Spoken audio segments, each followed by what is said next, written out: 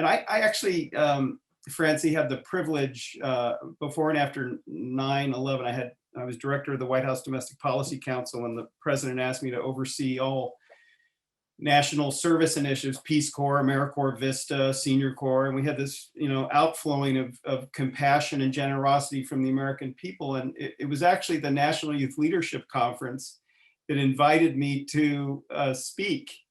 And it turned out to be more listen about the power of service learning. And I went back and I briefed the president in the Oval Office. I said, Mr. President, we're going to go off to Philadelphia. We're going to visit a guy named Ira Harkavy. I'm going to show you service learning projects in action. And we ended up expanding support for Learn and Serve America, and then worked with Senator Kennedy and Hatch, bipartisan basis, very liberal senator, very conservative senator, on the Edward N. Kennedy Serve America Act that actually provided robust support for Learn and Serve America. We need to get a new infusion of support for sort of an upgraded Learn and Serve America. And I know a lot of people are fighting for that.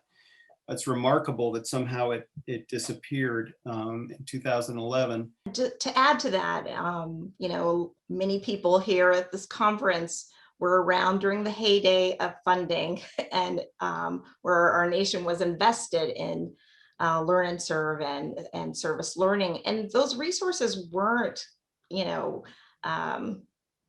lightly spent. They were really intentionally directed to help support schools and communities on the ground in the pedagogy of service learning, the process, and really being able to evaluate along the way. And I think a lot of things that there's a little bit of fear because now we don't have the resources and we haven't had the resources for a while to do that sustained work.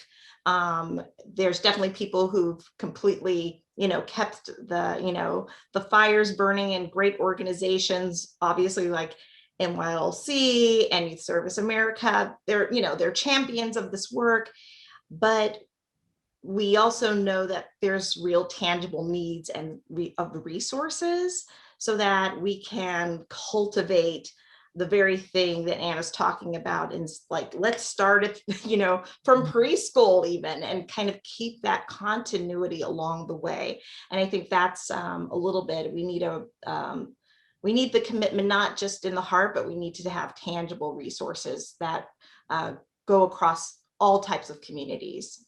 Because I think we fundamentally have to have confidence in kids.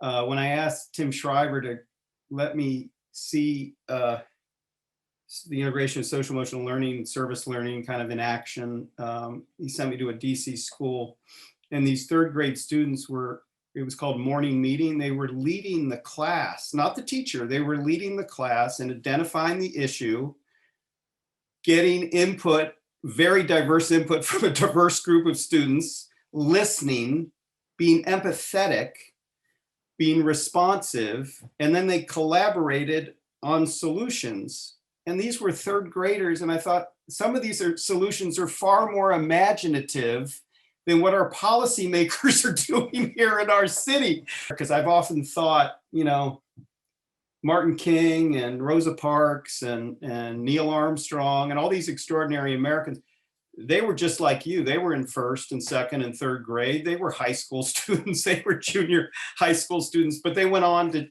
to transform our world.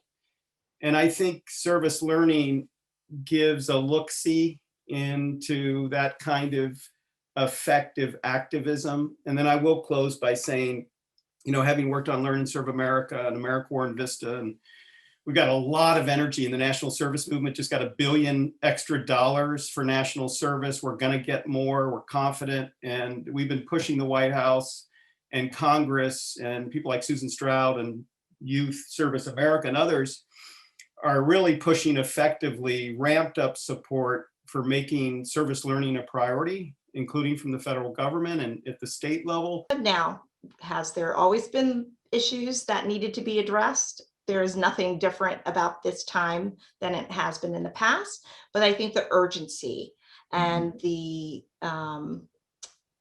I think the awareness and acceptance that there needs to be something different to happen is the here and now.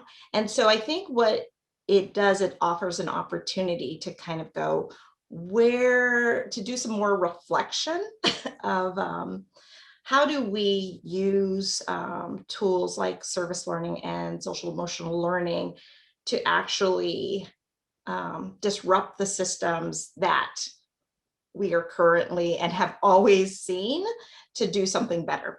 Because inevitably, service learning, critical service learning, and social emotional learning is about change and about building something better in community. And if you are going to do that, you kind of, and you're in this kind of urgency, it has now kind of opened the door for people to go, okay, you know what? Something has not worked before. Let's see what are we missing and reevaluate to come together and figure out what needs to be the next way we do things.